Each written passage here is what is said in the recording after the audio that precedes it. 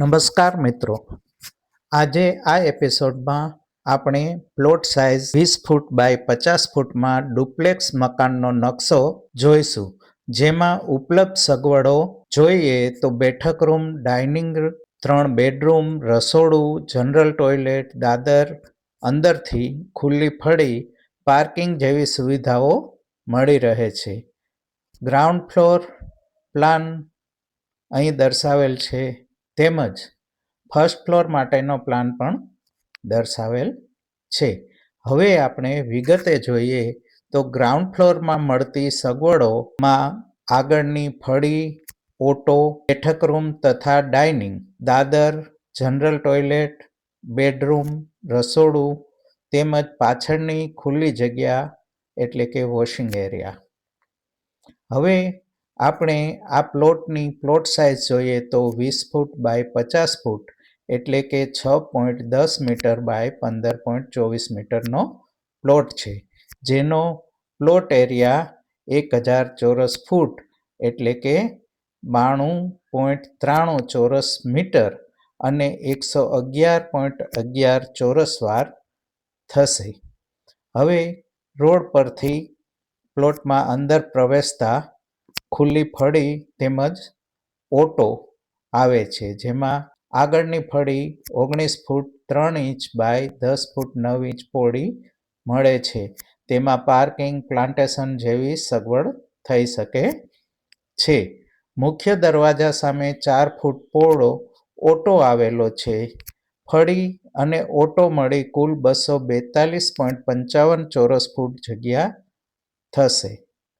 હવે ફળીમાંથી બેઠક રૂમમાં આવતા એવરેજ 16 ફૂટ 3 ઇંચ બાય 23 ફૂટ એટલે કે 373.75 ચોરસ ફૂટનો બેઠક રૂમ, જેમાં 2 બારી તેમજ સોફા, ટીપોય, ટીવી યુનિટ તેમજ ડાઇનિંગ માટેની જગ્યા તેમજ વધારાની બેઠક માટે ખુલ્લી જગ્યા મળી રહે છે.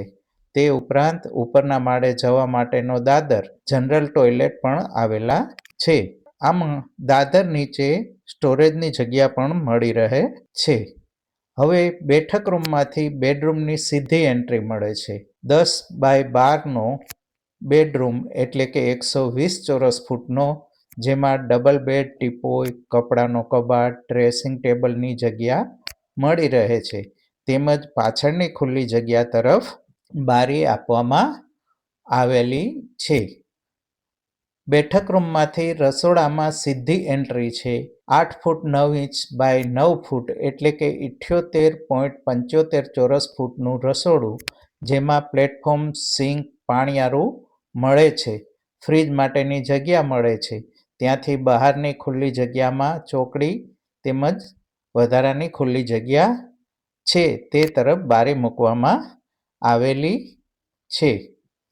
પાછળની ખુલ્લી જગ્યા જોઈએ તો 19 ફૂટ 3 ઇંચ બાય 4 ફૂટ 8 ઇંચ એટલે કે 90.67 ચોરસ ફૂટની જગ્યા, જે કપડાં સૂકવવા, વાસણ તેમજ કપડાં માટે ચોકડી તેમજ બેડરૂમ અને રસોડાના વેન્ટિલેશન માટે બારી અને દરવાજો મૂકવા માટે ઉપયોગી થાય છે. હવે જોઈએ દાદર.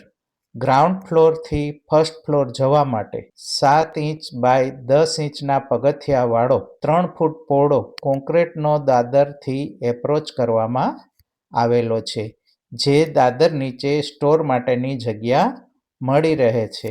આ દાદરથી ઉપરના માળે જતા પહેલા માળની પ્રથમ સુવિધા જોઈએ તો લોન્જ એટલે કે passage, general toilet, bedroom attach toilet સાથે, બાલ્કની, પાછળની ખુલ્લી અગાસી અને ઓટીએસ મળી રહે છે. પહેલા માળે એક જનરલ લોન્જ એટલે કે પેસેજ આવશે, જેમાંથી બંને બેડરૂમ, બાલ્કની, કોમન ટોયલેટ, પાછળની ખુલ્લી અગાસીમાં જવા માટેનો એપ્રોચ મળે છે. દાદરથી ઉપલા માળે આવતા ડાબી બાજુ પહેલો બેડરૂમ આવશે, જેમાં ડબલ બેડ, કપડાં માટેનો કબાટ, ટીપોય, ડ્રેસિંગ તેમજ ખુલ્લી જગ્યા મળી રહે છે, જે 10 ફૂટ બાય 12 ફૂટ એટલે કે 120 ચોરસ ફૂટનો છે. જેના વેન્ટિલેશન માટે એક બારી આપવામાં આવેલી છે. દાદરથી ઉપલા માળે આવતા ડાબી બાજુ પહેલો બેડરૂમ આવશે. તેથી આગળ વધતા સામે કોમન ટોયલેટ 4 ફૂટ બાય 6 ફૂટ એટલે કે 24 ચોરસ ફૂટનું, જેનું વેન્ટિલેશન ઓટીએસમાં, તેમજ ડાબી તરફ ખુલ્લી અગાસી 8 ફૂટ 6 ઇંચ બાય 6 ફૂટ એટલે કે 51 ચોરસ ફૂટની મળશે. તેમાં અગાસીમાં જવા માટે લોખંડનો દાદર મૂકવામાં આવેલો છે. દાદરથી ઉપલા માળે આવતા જમણી બાજુ બીજો બેડરૂમ 11 ફૂટ બાય 12 ફૂટ એટલે કે 132 ચોરસ ફૂટનો અને તેમાં એટેચ ટોયલેટ 7 ફૂટ બાય 4 ફૂટ એટલે કે 28 ચોરસ ફૂટનું મળશે. જેમાં ડબલ બેડ, કપડા માટેનો કબાટ, ટીપોય, ડ્રેસિંગ તેમજ ખુલ્લી જગ્યા મળી રહે છે. આ બેડરૂમને એક બારી વેન્ટિલેશન માટે આપવામાં આવેલી છે. ત્યારબાદ દાદરથી ઉપલા માળે આવતા જમણી બાજુ covered balcony 7 foot 6 inch by 10 foot 9 ઇંચની એટલે કે 80.63 ચોરસ ફૂટની મળે છે. હવે આ ડુપ્લેક્સનો બાંધકામ એરિયા જોઈએ તો ગ્રાઉન્ડ ફ્લોરનો બાંધકામ એરિયા 704 ચોરસ ફૂટ એટલે કે 65.42 ચોરસ મીટર અને 78.22 ચોરસ વાર થશે. પહેલા માળનો એટલે કે ફર્સ્ટ ફ્લોરનો બાંધકામ એરિયા 650 ચોરસ ફૂટ એટલે કે 60.41 ચોરસ મીટર અને 72.22 ચોરસ વાર થશે. આ ડુપ્લેક્સના બારી દરવાજાની વિગત જોઈએ તો ડી દર્શાવેલ જગ્યાએ દરવાજો 4 ફૂટ બાય 7 ફૂટનો, D1 દર્શાવેલ જગ્યાએ દરવાજો 3 ફૂટ 3 ઇંચ બાય 7 ફૂટનો, D2 જગ્યાએ દરવાજો 2 ફૂટ 9 ઇંચ બાય 7 ફૂટનો, D3 જગ્યાએ દરવાજો 2 ફૂટ 6 ઇંચ બાય 7 ફૂટનો, W દર્શાવેલ જગ્યાએ બારી 6 ફૂટ બાય 4 ફૂટની, W1 દર્શાવેલ જગ્યાએ બારી 4 ફૂટ બાય 4 ફૂટની, W2 દર્શાવેલ જગ્યાએ બારી 3 ફૂટ બાય 3 ફૂટની, W3 જગ્યાએ બારી 3 ફૂટ બાય 4 ફૂટની અને V દર્શાવેલ જગ્યાએ વેન્ટિલેશન 2 ફૂટ બાય 1 ફૂટ 6 ઇંચનું મૂકવામાં આવેલું છે.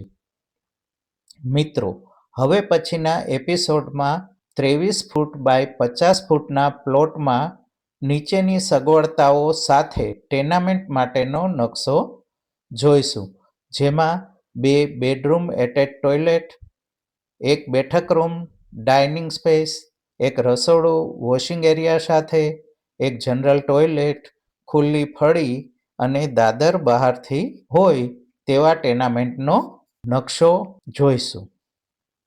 મિત્રો, આપને કોઈ પ્લોટ માટે પ્લાનનો આઈડિયા જોઈતો હોય તો કોમેન્ટમાં જણાવજો, જેથી અનુકૂળતા અનુસારના એપિસોડમાં મૂકવામાં આવશે. પ્લોટના માપ તેમજ જરૂરિયાત કોમેન્ટમાં જણાવજો. મિત્રો, આવી જ ઉપયોગી માહિતી મેળવતા રહેવા building planning idea by Harendra Chudasama ચેનલને લાઇક, શેર અને સબસ્ક્રાઇબ કરવાનું ભૂલતા નહીં. આભાર.